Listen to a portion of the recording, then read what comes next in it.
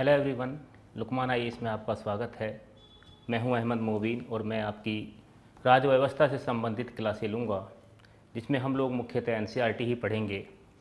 और एनसीईआरटी में हम शुरू करेंगे कक्षा 9 से। कक्षा 9 की जो राज्य व्यवस्था से संबंधित एनसीईआरटी है, जिसका नाम है लोकतांत्रिक राजनीति भाग 1, उसके आज हम इस क्लास में पहले 3 चैप्टर पढ़ेंगे, जिनमें पहले चैप्टर का नाम है समकालीन विश्व में लोकतंत्र।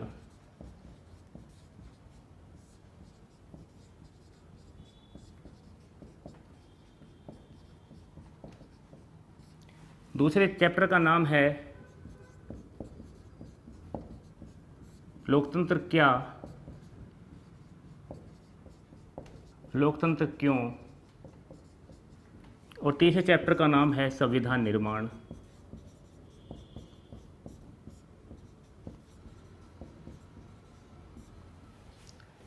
इससे पहले कि हम ये चैप्टर शुरू करें, मैं एक बहुत ही छोटा सा जो कॉन्सेप्ट है जो बहुत ज़रूरी है उसको बता देना चाहता हूँ, और वो ये है कि आधुनिक विश्व में प्रचलित शासन प्रणालियाँ।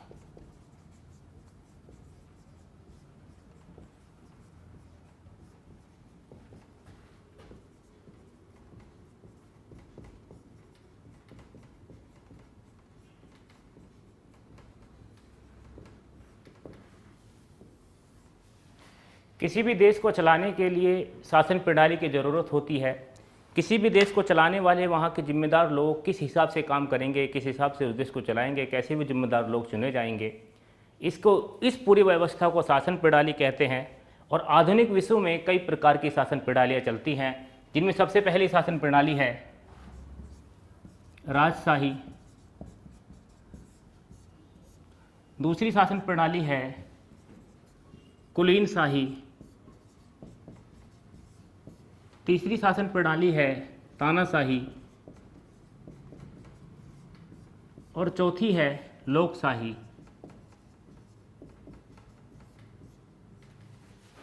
राजशाही को राजतंत्र भी आप बोल सकते हैं,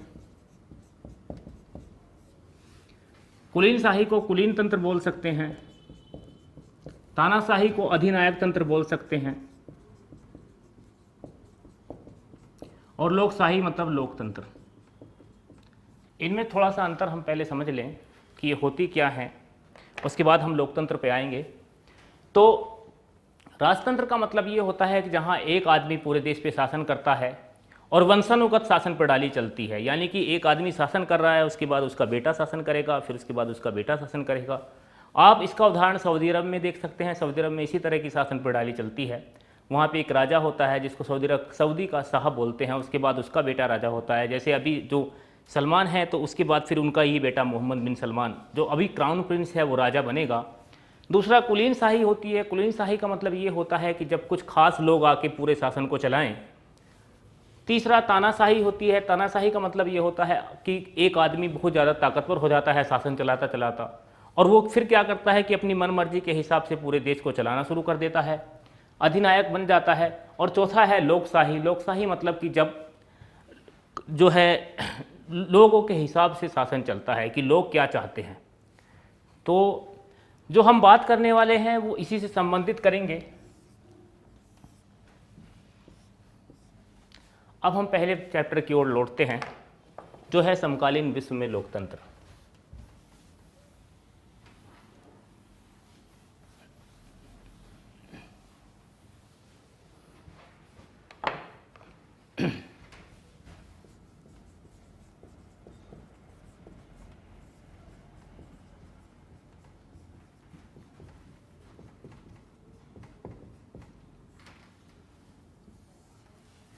जब आप एनसीईआरटी पढ़ेंगे तो आप पाएंगे कि जब इस चैप्टर की शुरुआत होती है तो शुरुआत में 2 कहानी दी हुई हैं, जिनमें एक कहानी है चिले की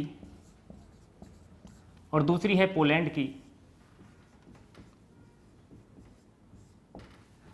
उन कहानियों को और उनके अंतर को समझना थोड़ा सा ज़्यादा ज़रूरी है, ताकि हम ये लोग ये समझें कि आधुनिक जो विश्व है, समकालीन जो विश्व है, उसमें लोकतंत्र कहाँ है और किस प्रकार से मौजूद है।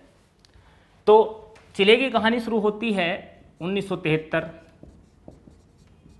वहाँ पे राष्ट्रपति थे अयांदे, जो चुनी हुई सरकार थी, जिनको जनता ने चुन के भेजा था, यानी वहाँ लोकतंत्र चल रहा था। उन राष्ट्रपति आयांदे ने विभिन्न प्रकार के काम किए, जैसे जनता की सुविधा के लिए दूध फ्री कराया, शिक्षा के क्षेत्र में काम किया, और चिले में बहुत ज़्यादा तांबा होता है तो तांबे पे जो है लोगों का अधिकार खत्म किया, उसको सरकार के अधिकार में लाने की कोशिश की, तांबा बाहर न जाए, और जो देश के संसाधन है वो देश की जनता के काम आए, इस दिशा में काम किए। तो हुआ ये कि जो वहाँ के ताकतवर लोग थे या कुछ अलग तरह के लोग थे, पूंजीपति लोग थे, उनको आयांदे की ये बात पसंद नहीं आई और उन्होंने जो है सैनिक विद्रोह करा दिया पिनासे एक बंदा के नेतृत्व में।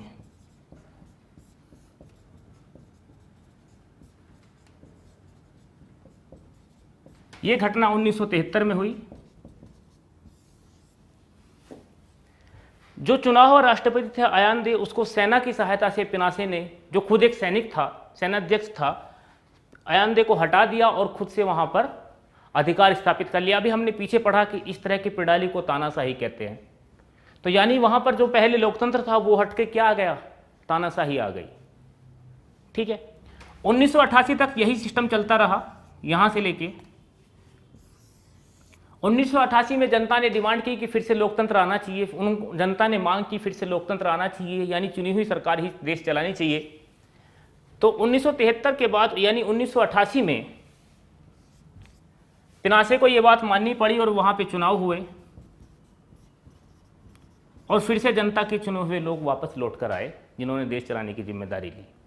2006 में वहां पे मिशेल नाम की एक महिला ने राष्ट्रपति बनी और वो आजकल वो शासन चला रही है। पोलैंड की कहानी इससे थोड़ी सी अलग।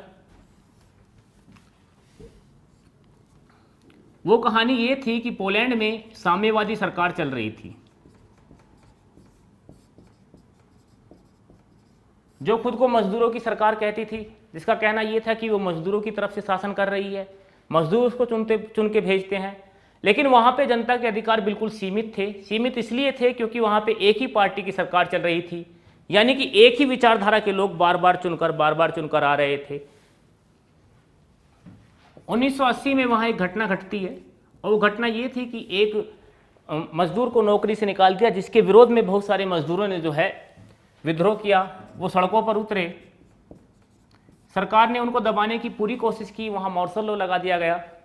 कुल मिलाकर वहाँ शुरुआत में ये हुआ कि वो बातचीत से थोड़ा हल हुआ, लेकिन 1988 में फिर से लौटकर वो लोग आए और एक बड़े पैमाने पर विद्रोह हुआ।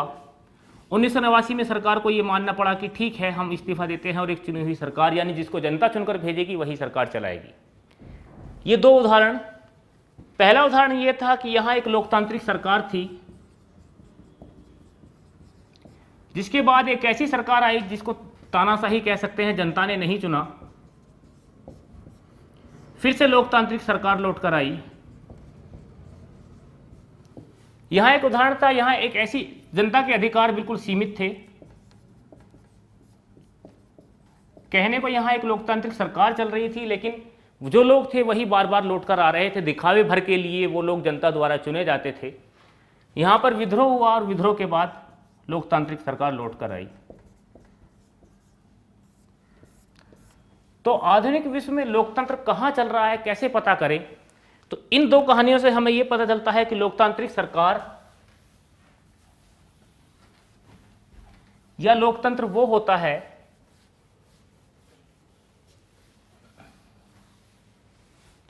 जहां जनता के चुने हुए लोग शासन करते हैं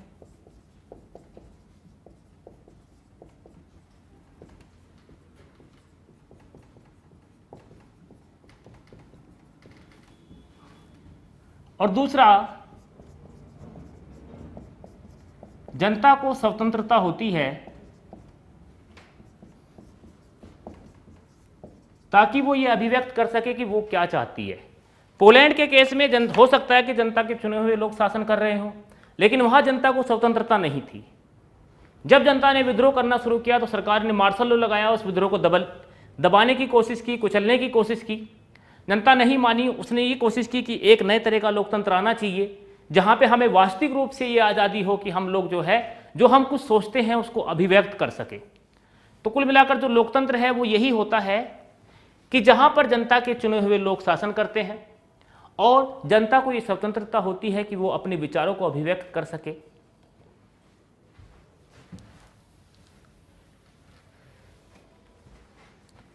एनसीईआरटी में जो अगली चीज दी हुई है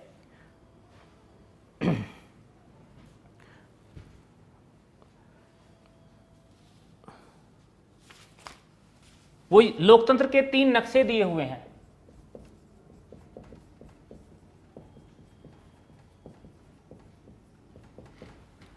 एक 1900 से लेकर 1950 तक है, दूसरा 1975 है और तीसरा 2000 है।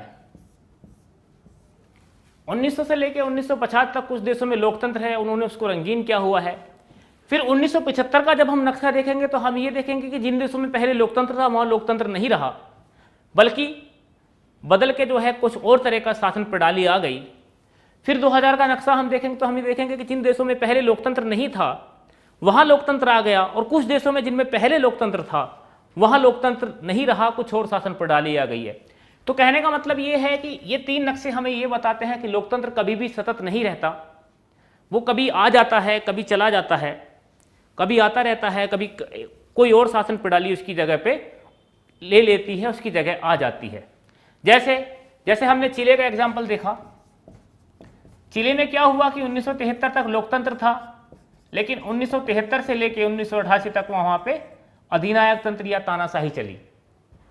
तो अगर हम फिर इन नक्शों के हिसाब से जाएं तो हम पाएंगे कि 1950 में चिले में लोकतंत्र होगा, लेकिन 1975 में लोकतंत्र नहीं होगा। तो लोकतंत्र की प्रणाली कभी भी सतत नहीं है। पर हाल दुनिया में लोकतंत्र का विस्तार हुआ कैसे है?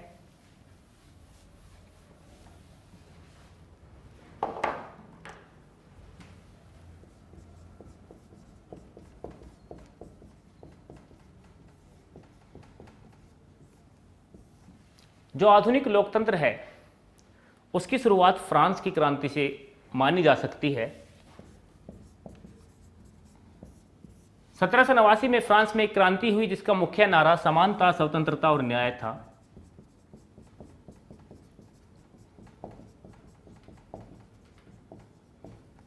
चिले और पोलैंड के उदाहरण में हमने देखा कि यहाँ 3 चीजें बातें थी, समानता, स्वतंत्रता और न्याय। यानी जनता को स्वतंत्रता होनी चाहिए, उनको न्याय मिलना चाहिए। जब मजदूर को नौकरी से निकाला जाता है तो उसके पक्ष में उसको न्याय दिलाने के लिए हड़ताल हुई कि उसको वापस लीजिए। समानता, बराबरी होनी चाहिए। फ्रांस में इस तरह से लोकतंत्र की शुरुआत होती है। उससे पहले अमेरिका में 1776 में क्रांति हुई, और अमेरिका में जो सरकार शुरू हुई तो वो भी लोकतांत्रिक सरकार शुरू हुई।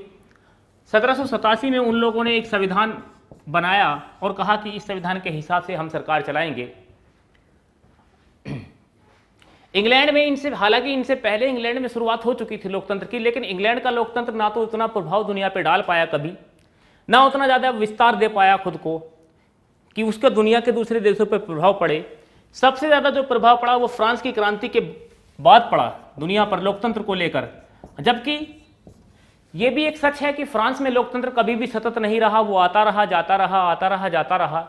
जैसे हम नेपोलियन III के ज़माने में देखेंगे, उससे पहले फ्रांस में लोकतंत्र चल रहा था, लेकिन नेपोलियन तृतीय आया, उसने लोकतंत्र को ख़त्म करके एक तरह से अधिनायक तंत्र की स्थापना करने की कोशिश की। या फ्रांस की क्रांति के फौरन बाद नेपोलियन बोनापार्ट ने वहाँ पे लोकतंत्र खत्म कर दिया और एक तरह से फिर से अधिनायक तंत्र वाली शुरुआत हुई।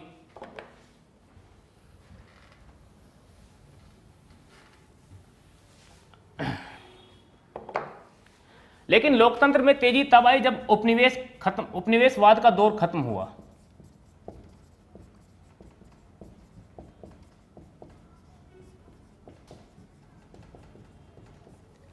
उपनिवेशवाद का दौर खत्म होने के बाद लोकतंत्र बहुत तेजी से दुनिया में फैला। उपनिवेशवाद मतलब अफ्रीका और एशिया के बहुत सारे देश जो है यूरोपीय देशों के उपनिवेश थे, उनके गुलाम थे। भारत भी उनमें से एक था। तो जाहिर है कि जब वो देश संघर्ष कर रहे थे अपनी आज़ादी के लिए, और जब वो लोग आज़ादी चाहते थे तो वो यही चाहते थे कि आज़ाद होने के बाद उनको समानता, स्वतंत्रता और न्याय मिले। अफ्रीकी देश भी जब आज़ाद हुए तो उन्होंने की भी मांग यही थी कि किसी भी तरह से वो आज़ाद होंगे और समानता, स्वतंत्रता और न्याय पाने की कोशिश करेंगे। अफ्रीका में जो देश सबसे पहले आज़ाद हुआ 1957 में, वो था घाना। वहाँ भी एकदम आज़ादी के बाद लोकतांत्रिक शासन की स्थापना हुई। यानी उपनिवेशवाद के बाद जो है लोकतांत्रिक देशों ने तेजी पकड़ी, या ऐसे देश बहुत तेजी से बढ़े जिनमें लोकतांत्रिक सरकारें स्थापित हुई। भारत और उसके अलावा और भी बहुत सारे देश, अफ्रीका के भी कई देश का, जैसे मैं अभी घाना की बात कर रहा हूँ, बहुत सारे उदाहरण हैं। हाल का दौर, हाल में पूरी दुनिया में लोकतंत्र कैसे आया।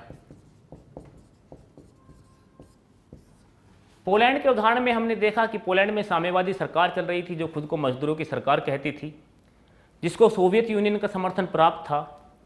लेकिन 1991 में सोवियत यूनियन के विघटन के बाद लोकतंत्र बहुत तेजी से दुनिया भर में फैला। वो 15 देश जो सोवियत यूनियन से आजाद हुए, उन 15 देशों में लोकतंत्र आया। उसके अलावा पूर्वी यूरोप जो पहले सोवियत यूनियन के प्रभाव में था, वो तेजी से उससे मुक्त हुआ, वहां लोकतंत्र का विस्तार हुआ, लोकतंत्र आया बहुत तेजी से। अगर हम अपने पड़ोस की बात करें, भारत के पड़ोस की बात करें, एशियाई देशों की बात करें, तो हमारे पड़ोस में भी लोकतंत्र कभी सतत नहीं रहा, आता रहा, जाता रहा। पाकिस्तान की बात करें, नेपाल की बात करें, या फिर म्यांमार की बात करें, हमारे पड़ोसी ये 3 देश, इनमें लोकतंत्र कभी आता रहा, कभी जाता रहा। जैसे पाकिस्तान में 1990 के आसपास लोकतंत्र की वापसी हुई, बेनजीर भुट्टो नवाज शरीफ प्रधानमंत्री बने।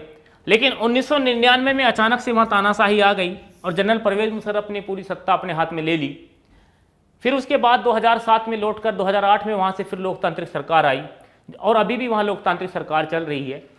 नेपाल की बात करें तो नेपाल में 2005 में अचानक से नेपाल के राजा ने जो चुनी हुई सरकार थी उसको हटा दिया और खुद से जो है वहां पे खुद को नरेश घोषित कर दिया और ये कहा कि अभी सारे जरूरी फैसले मैं करूंगा।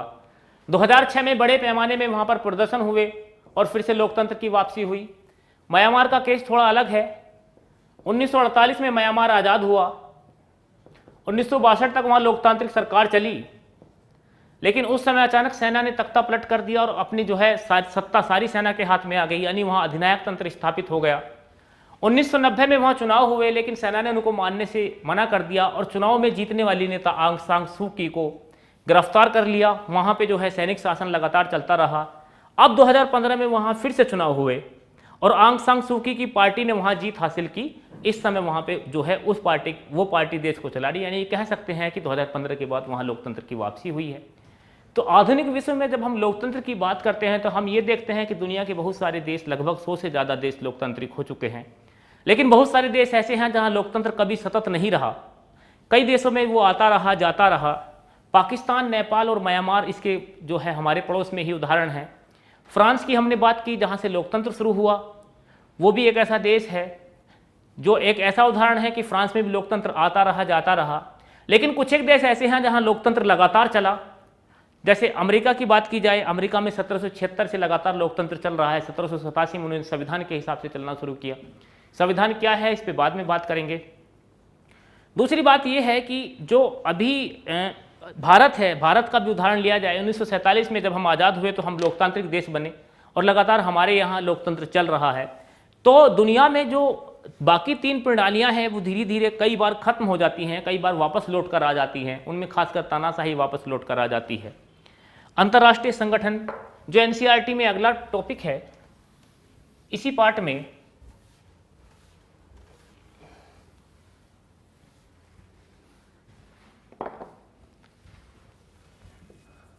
वो है अंतर्राष्ट्रीय संगठन।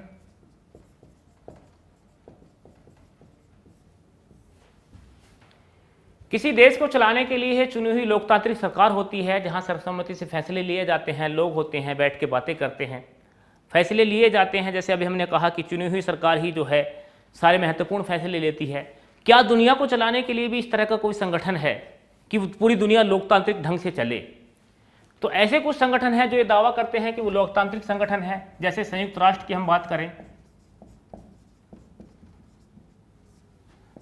संयुक्त राष्ट्र सुरक्षा परिषद,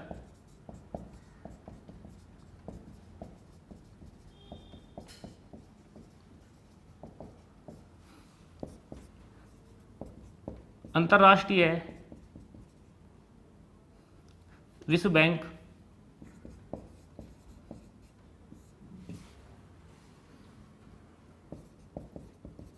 अंतर्राष्ट्रीय मुद्रा कोष,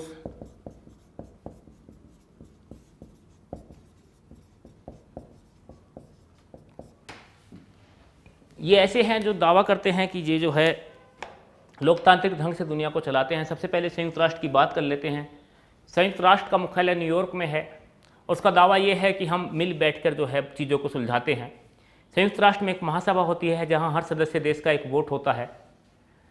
उसके अलावा संयुक्त राष्ट्र सुरक्षा परिषद, तो संयुक्त राष्ट्र सुरक्षा परिषद जो है एक ऐसी संस्था है संयुक्त राष्ट्र की ही जिसका मुख्य कार्य ये है कि विश्व में शांति बनी रहे, झगड़े ना हो। ठीक है।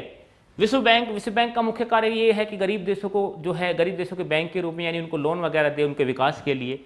अंतर्राष्ट्रीय मुद्रा कोष का मुख्य कार्य यह है कि मुद्रा की स्थिरता बनी रहे, पूरी दुनिया में मुद्रा की आपूर्ति बनी रहे। ठीक है। लेकिन इनमें कई संस्थाएं ऐसी हैं जो लोकतांत्रिक नहीं है या उनको पूर्ण रूप से हम लोकतांत्रिक नहीं कह सकते।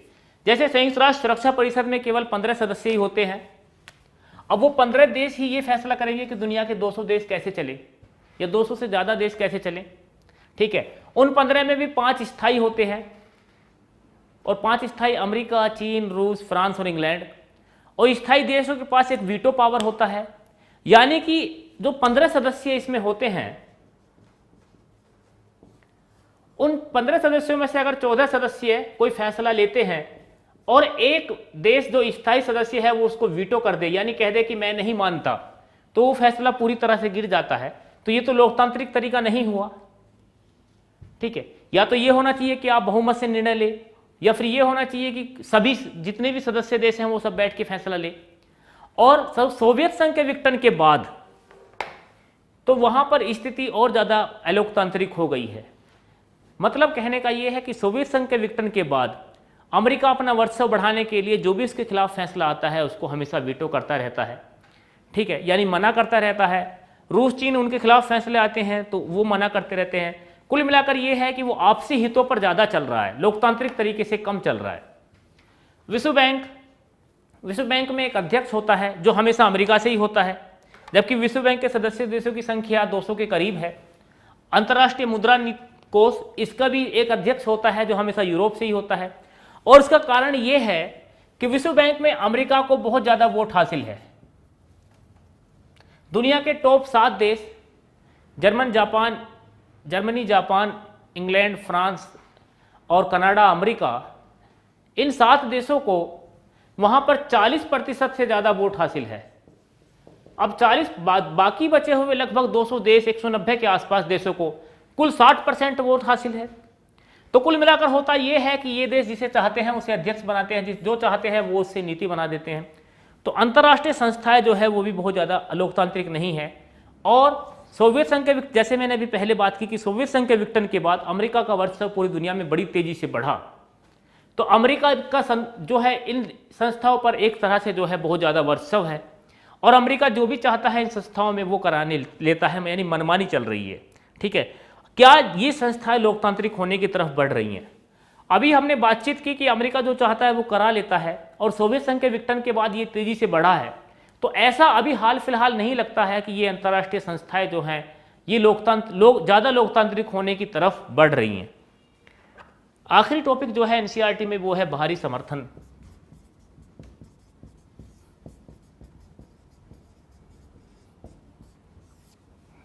अभी हम बात कर रहे थे लोकतांत्रिक देशों की और हमने देखा, अगर आप वो मैप भी देखेंगे जो दिया हुआ है एनसीईआरटी में, तो आपको पता चलेगा कि दुनिया के लगभग 100 देशों में इस समय लोकतंत्र हो चुका है और कई देशों में जो है अधिनायक तंत्र है। कई देशों में लोकतंत्र होता है, अधिनायक तंत्र यानी तानाशाही लौट कर राज आती है। तो कई बार क्या करता है अमेरिका जैसे देश जो ये चाहते हैं कि दुनिया के सभी देश लोकतांत्रिक हों, वो क्या करते हैं कि बाहर से समर्थन देते हैं ताकि उन देशों में लोकतांत्रिक सरकारें स्थापित हो जाए। इराक इसका एक उदाहरण है। इराक में जैसे सद्दाम हुसैन की तानाशाही चल रही थी, एनसीईआरटी में भी इराक का उदाहरण दिया है। जैसे इराक में सद्दाम हुसैन की तानाशाही चल रही थी तो पहले अमेरिका ने ये उस पर एलिगेशन लगाया, ये इल्ज़ाम लगाया कि उसके पास विनाशकारी हथियार हैं। फिर लोकतंत्र की स्थापना के बहाने से 2003 में वहाँ हमला किया और एक सरकार बनवा दी। लास्ट में कुछ सवाल दिए हुए हैं कि क्या इस तरह लोकतंत्र की स्थापना सही है, क्या इस तरह किया जाना चाहिए, क्या इस तरह से वाकई लोकतंत्र स्थापित हो पाएगा। क्योंकि लोकतंत्र क्या होता है, अभी जब हमने बात की कि लोकतंत्र मतलब कि जनता की इच्छा को व्यक्त करना, जनता के चुने हुए लोगों का शासन चलाना, तो बाहरी समर्थन के माध्यम से क्या लोकतंत्र स्थापित हो जाएगा। तो वो कुछ सवाल हैं जिनका उत्तर आप चाहे तो लिख सकते हैं। दूसरा पार्ट जो है वो है लोकतंत्र क्या, लोकतंत्र क्यों।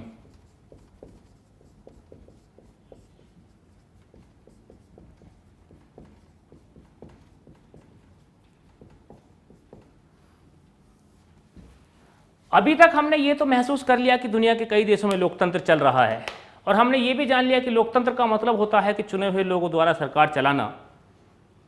हमने ये भी जान लिया कि लोकतंत्र का मतलब ये होता है कि वहाँ समानता जो है, स्वतंत्रता की अभिव्यक्ति होनी चाहिए, आलोचना का अधिकार होना चाहिए, समानता होनी चाहिए।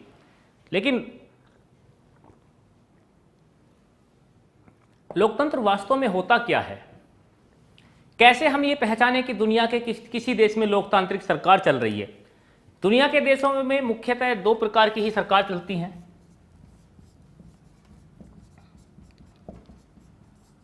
लोकतांत्रिक सरकार और गैर लोकतांत्रिक सरकार।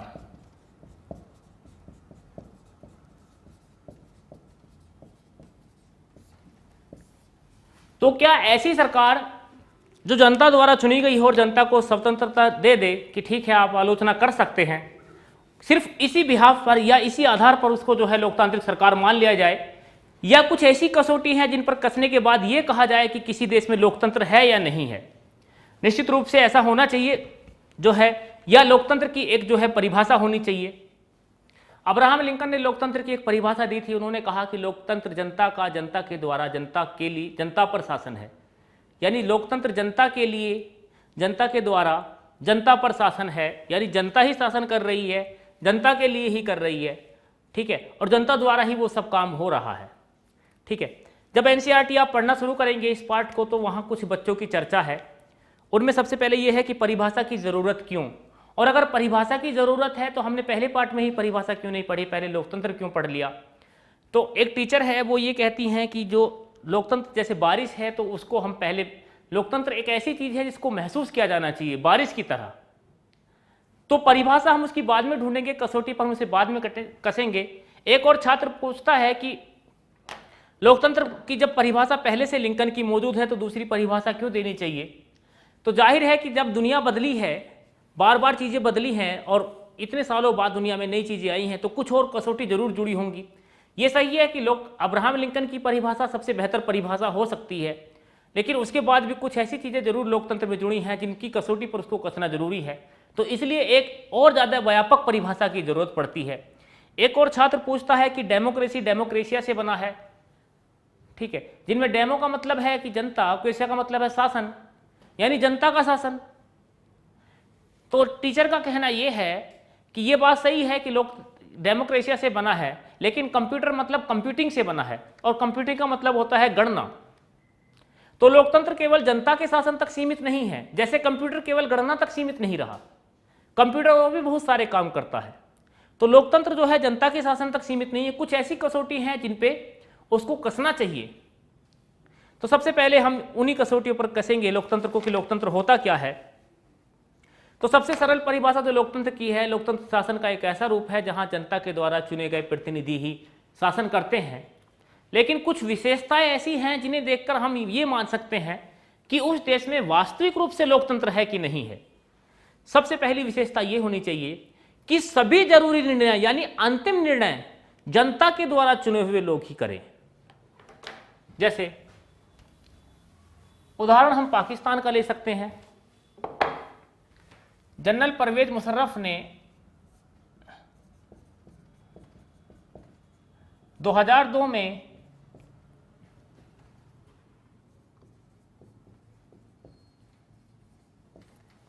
एक वहां पर ऑर्डर पास किया, और उस ऑर्डर के पास हिसाब से, यानी राष्ट्रपति जो उस समय जनरल परवेज मुशर्रफ खाना साहब बन गए थे, राष्ट्रपति कहलाते थे खुद को, वो कभी भी नेशनल असेंबली, राष्ट्रीय असेंबली और राज्यों की असेंबली को भंग कर सकते हैं। और उनकी देखरेख के लिए उन्होंने एक सभा भी बनाई। उनकी देखरेख के लिए उन्होंने जो है एक सभा भी, लीगल फ्रेमवर्क ऑर्डर जारी किया, और उसकी देख के मंत्रिपरिषद के कामकाज के लिए एक निगरानी तंत्र बनाया जिसमें सेना के लोग होते थे। अब परवेज मुशर्रफ तो चुने हुए नहीं थे, असेंबली में लोग चुने हुए थे, लेकिन परवेज मुशर्रफ उनको कभी भी बर्खास्त कर सकते थे, उनके फैसले को प्रभावित कर सकते थे। यानी अंतिम निर्णय कौन ले रहा था? जनरल परवेज मुशर्रफ, जो कि जनता द्वारा चुने हुए नहीं थे। और लोकतंत्र में हमने ये पढ़ा है कि लोकतंत्र जनता द्वारा चुने गए लोगों का शासन है। लोकतंत्र वह शासन प्रणाली है जहां पे शासन जो है जनता के द्वारा चुने गए लोग करते हैं। तो ये तो लोकतंत्र की कसौटी पर खरी न उतरने वाली बात हुई। यानी अंतिम निर्णय एक ऐसा आदमी ले रहा है जिसको जनता ने चुना ही नहीं है, वो सारे फैसलों को प्रभावित कर रहा है। तो लोकतंत्र वो प्रणाली है जहां पर अंतिम निर्णय जनता के द्वारा चुने गए लोग ही ले, ऐसी शासन प्रणाली है, तभी वहां पर लोकतंत्र स्थापित होगा, यह लोकतंत्र मौजूद होगा। दूसरा यह है कि स्वतंत्र और निष्पक्ष चुनाव होने चाहिए। यानी जब जनता लोगों को चुने तो वो जनता स्वतंत्र हो कि वो किसको चुनना चाहती है, और वो जो चुनाव है वो निष्पक्ष होना चाहिए।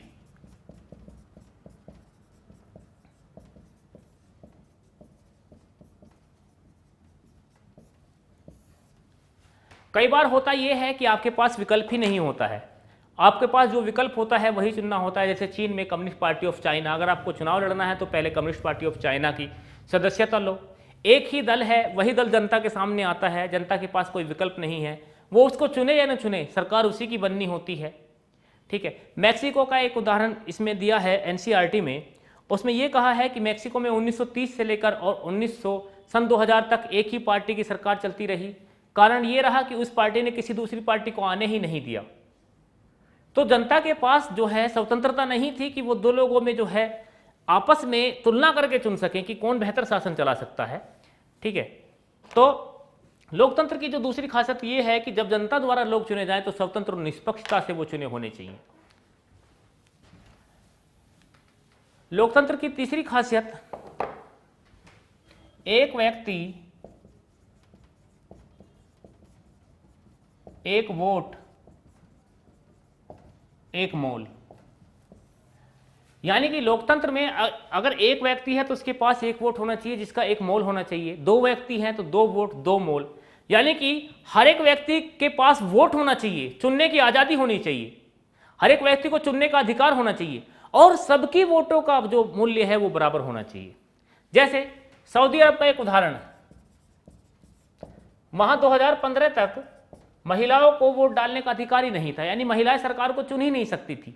अब जब महिलाएं सरकार को नहीं चुन सकती हैं, आधी आबादी सरकार को चुन ही नहीं रही है, केवल आधे लोग ही चुन रहे हैं, तो ये कैसे कह सकते हैं कि वहां लोकतंत्र मौजूद है। या फिजी का एक उदाहरण, फिजी में होता यह था कि जो भारत से गए लोग थे उनके वोटों का जो भार था वो फिजी के मूल निवासियों की तुलना में कम होता था। अब जब बराबरी ही नहीं है, समानता ही नहीं है वोट देने में, तो कैसे कहें कि वहां लोकतंत्र है। चौथा लोकतंत्र का जो है एक और खासियत होती है, और वो ये है कि सरकार के लिए भी एक सीमा रेखा होनी चाहिए।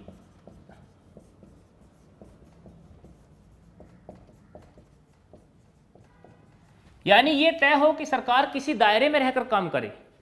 ऐसा ना हो कि सरकार जो है बहुत ज्यादा निरंकुश हो जाए कि हम तो चुने हुए लोग हैं, हम तो लोकतांत्रिक लोग हैं, हम कुछ भी कर सकते हैं। ऐसा नहीं होना चाहिए। सरकार को ये काम करना चाहिए एक दायरे में रहकर, वो जो उसका काम है वही काम उसको करना चाहिए। ऐसा ना हो कि वो लोगों के अधिकारों का हनन करे। लोगों को, ठीक है चुने हुए लोग हैं, सब कुछ हुआ, एक वोट एक मोल हुआ, जनता द्वारा चुने गए, आखिरी फैसला भी वही लोग ले रहे हैं, लेकिन वो अगर निरंकुश हो गए, जनता पर अजीब अजीब फैसले थोपने लगे, जनता को जो है बातें करने से रोकने लगे, या ऐसा कुछ होने लगा, तो निश्चित रूप से वहां भी लोकतंत्र नहीं होता। तो लोकतंत्र की क्या है, उसको कैसे पहचाने, चार खासियतें एनसीईआरटी में दी हुई हैं। सबसे पहली ये है कि अंतिम निर्णय चुने हुए लोग लें। दूसरी ये है कि जो निष्पक्ष और स्वतंत्र चुनाव हो, यानी विकल्प होने चाहिए। तीसरा है एक व्यक्ति एक मोल एक वोट होना चाहिए।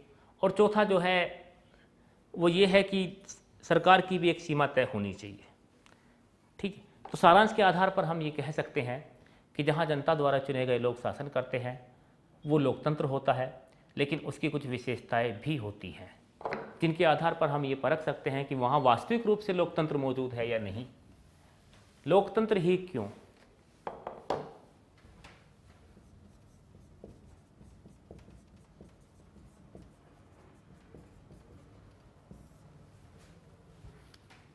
कई बार ये सवाल उठाया जाता रहा है कि लोकतंत्र ही क्यों। कई बार इस तरह की चीज़ें आती हैं कि लोकतंत्र में तो नेता बदलते रहते हैं, चुने हुए लोग बदलते रहते हैं, अस्थिरता आती है। लोकतंत्र की प्रणाली तो बहुत लंबी होती है, हर 5 साल बाद चुनाव कराए जाते हैं, तो खर्चीली प्रणाली है। दूसरा ये है कि जब लोकतंत्र में कोई फैसला ही जाता तो व्यापक बहस होती है, निर्णयों में देरी होती है। तीसरा ये है कि लोकतंत्र कई बार ढीला ढाला रवैया अपनाता है। उस तरह की चीज़ों से ये निष्कर्ष निकल के आता है कि लोकतंत्र प्रणाली अच्छी नहीं है। ठीक है, तो लोकतंत्र ही क्यों अपनाया जाए, कुछ और प्रणाली क्यों नहीं अपनाई जाए? तो इसके पक्ष में ये है कि लोकतंत्र ही क्यों होना चाहिए, क्योंकि लोकतंत्र जवाबदेह होता है। जब आप किसी व्यक्ति को चुनकर भेज रहे हैं तो आप उससे, जब वो दोबारा वोट मांगने आएगा तो आप उससे जवाब मांग सकते हैं कि जिस काम के लिए हमने आपको चुनकर भेजा था आपने वो नहीं किया, और जो आपने वो नहीं किया तो हम आपको दंड दे सकते हैं, हम आपको सरकार से हटा सकते हैं। दूसरा ये है कि बेहतर निर्णय, ये सही है कि लोकतंत्र में विचार विमर्श होता है, लेकिन विचार विमर्श करने के बाद वही निर्णय लिया जाता है जो सर्वमान्य हो, सबको पसंद हो, निर्णय बेहतर हो। तीसरा ये है कि मतभेदों और टकरावों को टालता है। कई बार होता ये है कि जब एक लोकतंत्र नहीं चल रहा होता है, जनता के चुने हुए लोग नहीं होते हैं, तो वो लोग जो अल्पसंख्यक होते हैं, वो लोग जो पिछड़े होते हैं, उनकी बातें सुनी ही नहीं जाती हैं, और जब उनकी बातें नहीं सुनी जाएंगी तो समाज में मतभेद और टकराव उत्पन्न होने की स्थिति आ जाती है। चौथा यह है कि लोकतंत्र नागरिकों का सम्मान करता है, सम्मान बढ़ाता है, यानी जनता द्वारा चुने गए लोग आ रहे हैं, समानता की बात करता है, जो कानून प्रधानमंत्री के लिए वो आम नागरिक के लिए, इस तरह की बातें लोकतंत्र में देखने को मिलती हैं। पांचवा यह है कि गलतियां ठीक करने का अवसर भी देता है। लोकतंत्र की एक खासियत यह है कि अगर आपने गलती से किसी को अब की बार गलत व्यक्ति को चुनकर भेज दिया है तो 5 साल बाद या दोबारा जब भी इलेक्शन होगा, जिस देश में अलग अलग प्रणाली है, अमेरिका में 4 साल बाद होता है, तो आप उस गलती को सुधार सकते हैं। अगर वो कुछ गलत करता है तो आप उसके खिलाफ सड़क पर उतर सकते हैं, जबकि अन्य शासन प्रणालियों में इस तरह की चीज़ें नहीं होती। तो निश्चित रूप से जो है लोकतंत्र ने शासन व्यवस्था को बेहतर बनाने की कोशिश की है, उसने ज़्यादा जवाबदेह बनाया है, उसने जनता के अधिकारों को बढ़ाने की कोशिश की है, उसने जनता को स्वतंत्रता देने की कोशिश की है। लेकिन आजकल लोकतंत्र का विरुद्ध रूप चलता है।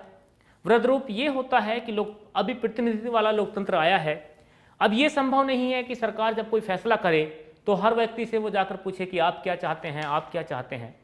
तो उस समस्या को सुलझाने के लिए ये तय किया गया है कि ठीक है, एक विशेष जगह के लोग अपना प्रतिनिधि चुनकर सरकार के पास भेजेंगे, जो जाकर वहाँ के लोगों की बात सरकार से कहेगा कि वहाँ के लोग क्या चाहते हैं, कानून होना चाहिए या नहीं होना चाहिए।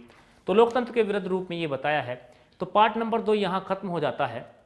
इसमें हमने पढ़ा कि लोकतंत्र क्या है, यानी कुछ उसकी विशेषताएं जाने की, कुछ खासियतें जरूर मौजूद होनी चाहिए, तभी हम कहेंगे कि यहाँ लोकतंत्र प्रणाली चल रही है, वरना कई बार दिखावे का लोकतंत्र चलता है।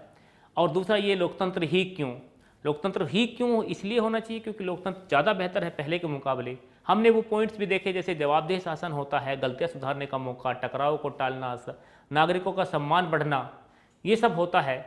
तो लोकतंत्र ही जो हमें इस निष्कर्ष पर पहुंचे कि लोकतंत्र जो है बाकी शासन प्रणालियों से बेहतर है। ठीक है, तीसरा पार्ट जो है वो है संविधान निर्माण। हम बार बार संविधान की बात कर रहे हैं कि संविधान के दायरे में रहना चाहिए, अमेरिका ने संविधान अपनाया, लेकिन संविधान होता क्या है?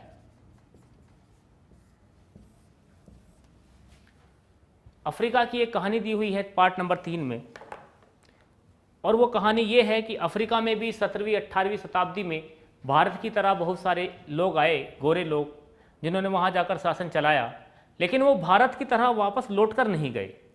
उनमें से बहुत सारे लोग वहीं बस गए, और वहीं बस गए तो चूंकि वो लोग शासक थे पहले से, तो ज़्यादा संपन्न थे, और जो वहाँ के मूल निवासी थे यानी काले लोग, वो जो है निम्न तबके से आते थे, गरीब थे, पिछड़े थे। तो वो गोरे लोग अपने उन विशेष अधिकारों को जो उनको शासन के समय से प्राप्त थे, औपनिवेशिक काल से प्राप्त थे, उनको छोड़ने को तैयार नहीं थे, और काले लोगों के साथ अच्छा व्यवहार नहीं करते थे। तो 1950 के आसपास काले लोगों ने ये डिमांड की कि हमें भी आप बराबर समझा जाए, और ये विद्रोह शुरू हुआ, या एक तरह से आंदोलन शुरू हुआ। तो 1964 में नेल्सन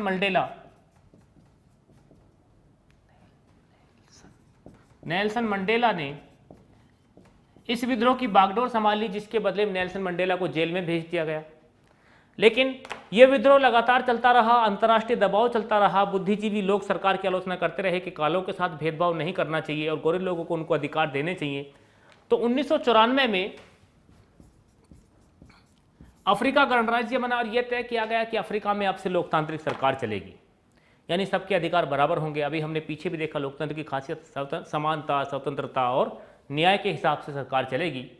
ठीक है, लेकिन जब वहाँ काले और गोरे लोग बैठे तो काले लोगों के डर ये था कि चूंकि गोरे लोग ज़्यादा थे, पहले से वहाँ के मूल निवासी थे, वो 3/4 जनसंख्या थी उनकी, तो काले लोगों के मन में ये डर बना रहा कि कहीं ये हमसे बदला ले ले।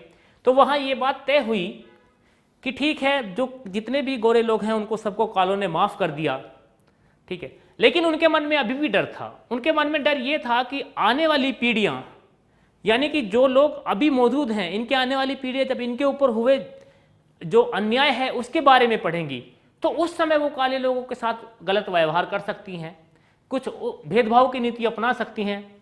क्योंकि ये लोग ज़्यादा हैं तो काले लोग ज़्यादा हैं, गोरे लोग आसानी से उनका शिकार भी हो जाएंगे। तो इस समस्या को सुलझाने के लिए ये बात तय हुई कि इन सब चीज़ों को जो है लिख लिया जाए।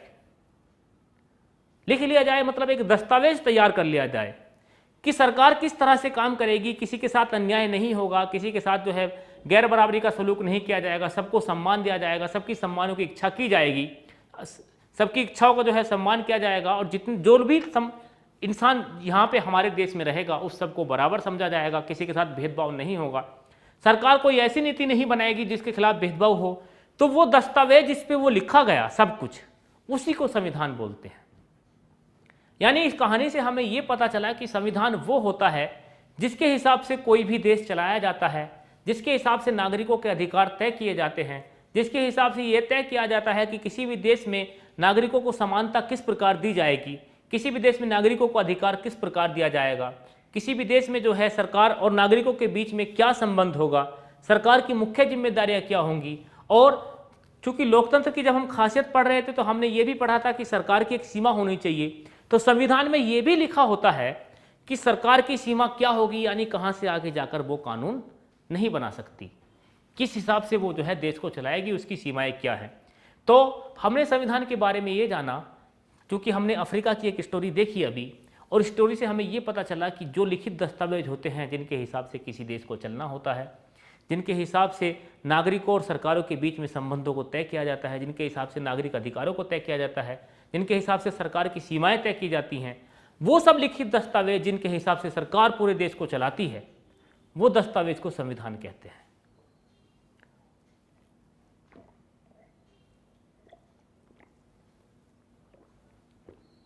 संविधान के मुख्य कार्य क्या हैं? सबसे पहला काम यह है कि भरोसा कायम करना। जैसे हमने अफ्रीका के केस में देखा, गोरे लोग कालों पर भरोसा नहीं कर पा रहे थे कि आप लोग हमसे बदला लेंगे इस अन्याय का, तो संविधान ने यह तय किया कि आप लोग भरोसा रखिए।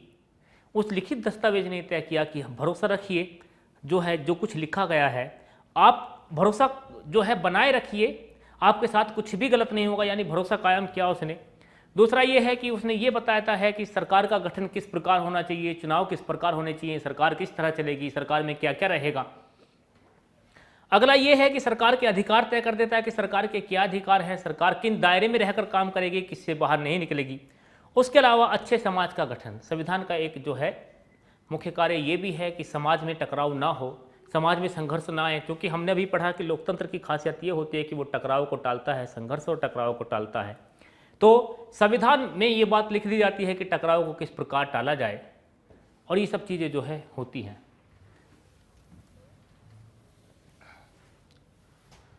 दुनिया के लगभग हर संवैधानिक देश में संविधान मौजूद है, हर लोकतांत्रिक देश में संविधान मौजूद है। कई ऐसे देश हैं कि जिनमें जो लोग पूरी तरह से लोकतांत्रिक ना होने के बाद भी संविधान मौजूद है। चाइना में आप कह सकते हैं कम्युनिस्ट पार्टी का जो भी उनका खुद का संविधान है उसी हिसाब से वो देश चलाते हैं, उसी हिसाब से उनकी बैठकें होती है, लेकिन वो लोकतांत्रिक नहीं है। लेकिन इतना तय है कि अगर कोई देश लोकतांत्रिक है,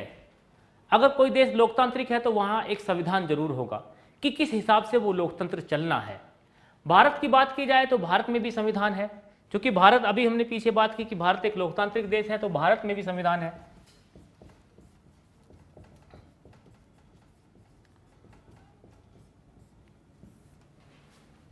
बढ़ते हैं भारत में संविधान निर्माण या भारत में संविधान कैसे आया। अफ्रीका की तरह बहुत मुश्किल स्थितियां यहाँ नहीं थी, लेकिन फिर भी परिस्थितियां बहुत मुश्किल थी।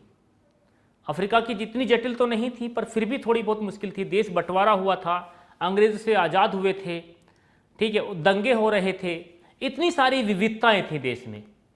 तो जब संविधान निर्माण किया गया तो जैसे अफ्रीका के लोगों ने देखा कि गोरे लोगों का जो है सम्मान बचा रहे, उनके साथ अन्याय ना हो। तो हमारे देश के लोगों ने भी यही देखा कि जब हम संविधान निर्माण करें तो इन सब चीज़ों को ध्यान में रखें, और उसके लिए एक चुनी हुई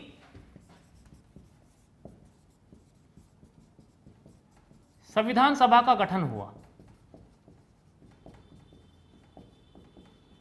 चुनी हुई मतलब कि इसके सदस्य चुन के आए थे, जो हुआ था 1946 में, जिसकी जिम्मेदारी यही थी कि वो संविधान बनाएगी। संविधान सभा मतलब संविधान बनाने के लिए गठित की गई सभा, और उसमें 299 सदस्य थे जो चुनकर आए थे बाकायदा। ये सही बात है कि उनको जनता ने सीधा नहीं चुना था, लेकिन कहीं ना कहीं वो प्रतिनिधि कर रहे थे जनता का ही, ठीक है। और वो विभिन्न विभिन्न तबकों से थे। ये भी सही है कि उनमें से बहुत सारे मेंबर कांग्रेस के थे, लेकिन ये भी सच है कि उनमें जो है इस बात को लेकर एक रूप, कई बार जब वो सहमत नहीं होते थे, एकमत नहीं होते थे, वो अपनी इच्छाएं जाहिर की उन्होंने संविधान बनाते समय। उस पूरी सभा ने मिलकर देश में सारी चीज़ों को देखा कि कहाँ कैसी विविधताएं हैं, किस तरह से निर्माण करना चाहिए, क्या क्या प्रावधान करने चाहिए, किस हिसाब से देश को चलाने के लिए प्रावधान होने चाहिए, उन सब चीज़ों को रखने की कोशिश की, ठीक है। और प्रारूप समिति के अध्यक्ष डॉक्टर भीमराव अंबेडकर ने एक प्रारूप संविधान पेश किया पहले, पूरे व्यापक विमर्श के बाद। और वो प्रारूप संविधान पेश किया कि हमने ये संविधान बनाया है, आप इसको देखिए, जिसमें 2000 से ज़्यादा सुधार का सुझाव दिया गया। संविधान सभा में बहुत बार इस बात को लेकर चर्चा हुई, बहस हुई, डिबेट हुई कि ये रखना चाहिए, रखना नहीं रखना चाहिए, ये रखना चाहिए तो किस रूप में रखना चाहिए। और फिर वो जो डिबेट हुई, उस डिबेट को बाकायदा प्रकाशित किया गया ताकि पारदर्शिता बनी रहे कि भारतीय संविधान में जो कुछ प्रावधान किए गए हैं वो उनको लाने का उद्देश्य क्या था, असल में वो किस लिए लाए गए थे। तो भारतीय संविधान के बुनियादी मूल्य क्या हैं? अफ्रीकी संविधान के बुनियादी मूल्य जैसे समानता रही, यही सब रहा, तो भारतीय संविधान के भी कुछ बुनियादी मूल्य रहे। सबसे पहला सपने और वायदे। भारतीय संविधान ने एक बेहतर भारत के सपने दिखाए और ये वायदे किए कि हम जो है देश को बेहतर बनाने की तरफ लेकर जा रहे हैं, सभी का हित सुरक्षित करने की कोशिश हम लोग कर रहे हैं और सभी को प्रतिनिधित्व दिया जाएगा, चुनी हुई सरकार ही हमेशा जो है देश को चलाएगी, ठीक है। इस तरह के वायदे संविधान में किए गए। उसके अलावा भारतीय संविधान का दर्शन क्या है, ये भी एक दिया गया है एनसीईआरटी में। भारतीय संविधान का दर्शन वही है जो स्वतंत्रता के समय था, स्वतंत्रता संग्राम के समय था। क्योंकि हम अंग्रेजों से स्वतंत्रता चाहते थे तो किस आधार पर चाह रहे थे? हम ये चाह रहे थे कि हमें बराबरी मिले, हम ये चाह रहे थे कि हमें अपनी इच्छाएं व्यक्त करने का अधिकार हो, हम ये चाह रहे थे कि हमारे के साथ किसी प्रकार का भेदभाव ना हो, हमें चाह रहे थे कि हमारा सम्मान किया जाए, हमारा भी एक मूल्य हो देश में और सरकार बनाने में। तो उसी दर्शन के आधार पर जो है भारतीय संविधान का निर्माण किया गया। उसके अलावा इन सब चीज़ों को काम करने के लिए संस्थाओं का स्वरूप लाया गया। जैसे संविधान में कानून बनाने के लिए संसद लाया गया, संविधान की रक्षा करने के लिए एक संस्था न्यायपालिका की गठन किया गया, इस सब चीज़ों को किया गया। और भारतीय संविधान की जो उद्देशिका है, प्रस्तावना है, उसमें जो भारतीय संविधान का दर्शन है उसको दिखाने की कोशिश की। मैं उसको एक बार पढ़ देता हूँ। हम भारत के लोग भारत को एक संपूर्ण प्रभुत्व संपन्न, यानी कि संप्रभु देश जो अपने फैसले खुद करेगा, समाजवादी जो अपने समाज के जो है व्यापकता लाने की कोशिश करेगा, अपने समाज के हिसाब से चलेगा, समाज आधारित होगा, न कि इच्छा आधारित होगा किसी की, पंथ निरपेक्ष जो किसी का पक्ष नहीं करेगा, लोकतांत्रिक गणराज्य बना, यानी एक ऐसा लोक गणराज्य जहाँ पर चुनी हुई सरकार जो है शासन चलाएगी बनाने के लिए, तथा उसके समस्त नागरिकों को सामाजिक, आर्थिक और राजनीतिक न्याय, विचार अभिव्यक्ति, विश्वास, धर्म और उपासना की स्वतंत्रता, प्रतिष्ठा और अवसर की समता, समता मतलब समानता प्राप्त करने के लिए, तथा उन सब व्यक्तियों में गरिमा और राष्ट्र की एकता और अखंडता सुनिश्चित करने वाली बंधुता बढ़ाने के लिए, यानी कि उन जितने भी लोग हैं उन सब से, ताकि देश एक जगह इकट्ठा रहे, उसकी जो है एकता और अखंडता सुनिश्चित करने वाली बंधुता, उनको आपस में बंधु बनाना, भाईचारा बनाए रखने के लिए दृढ़ संकल्प होकर अपनी संविधान सभा में, जो संविधान सभा बनाई गई थी जिसने उसको बनाया था, में आज 26 नवंबर 1949 ईस्वी को एतत् द्वारा यानी एक मत होकर संविधान को अंगीकृत, अधिनियमित और आत्मार्पित, यानी अपने आप को अर्पित करते हैं, हम इसको मानते हैं। तो कहने का मतलब यह है कि भारतीय संविधान का जो दर्शन है, जो आज़ादी के समय बात की गई थी कि समता होनी चाहिए, बंधुता होनी चाहिए, समाजवादी पंथ निरपेक्ष होना चाहिए, किसी का पक्ष नहीं करना चाहिए सरकार को, और उसको जो है जो सही है वही फैसले लेने चाहिए, तो भारतीय संविधान का दर्शन उसकी उद्देशिका में नज़र आता है। ठीक है। इसमें कई जो चीज़ें हैं जैसे समाजवादी, पंथनिरपेक्ष और उसके अलावा अखंडता जैसे शब्द जो है बाद में जोड़े गए। 1976 में 42वां संविधान संशोधन हुआ। लेकिन कुल मिलाकर भारतीय संविधान की जो उद्देशिका है वो इस समय यही है, और जो भारतीय संविधान के दर्शन को दर्शाती है। जैसे अफ्रीका के संविधान में समानता को दर्शाती है, गौरव के साथ भेदभाव खत्म करने को लेकर दृढ़ संकल्प है वहाँ का संविधान। हमारा संविधान भी इन सब चीज़ों को लेकर दृढ़ संकल्प है। निश्चित रूप से ये क्लास यहाँ खत्म होती है, क्योंकि तीसरा चैप्टर भी खत्म हो गया है। तो हमने 3 चीज़ें पढ़ी आज की क्लास में। सबसे पहले समकालीन विश्व में लोकतंत्र कहाँ से कैसे आ रहा है, कैसे कैसे आया, सतत नहीं रहा, कहाँ से शुरुआत हुई, लोकतंत्र क्या होता है और लोकतंत्र ही क्यों होना चाहिए। उसके अलावा संविधान क्या होता है, चूँकि लोकतंत्र चलाने के लिए संविधान की जरूरत होती है, एक दस्तावेज की जरूरत होती है। तो संविधान क्या होता है, कैसे आया वो, हमने अफ्रीका का उदाहरण देखा। उसके बाद भारत में संविधान निर्माण कैसे हुआ, संविधान सभा ने कैसे संविधान को बनाने की कोशिश की, और हमने ये भी देखा कि भारतीय संविधान का दर्शन क्या है, जिसकी हमने उद्देशिका यहाँ पे पढ़ी। और मुख्य मुख्य बातें जो जिनके आधार पर भारत का लोकतंत्र चलना है वो उद्देशिका में पहले ही लिख दी गई है, तो हमने देखने की कोशिश की। तो ठीक अगली क्लास में हम जो है यहाँ से आगे इसको कंटिन्यू करेंगे। Thank you.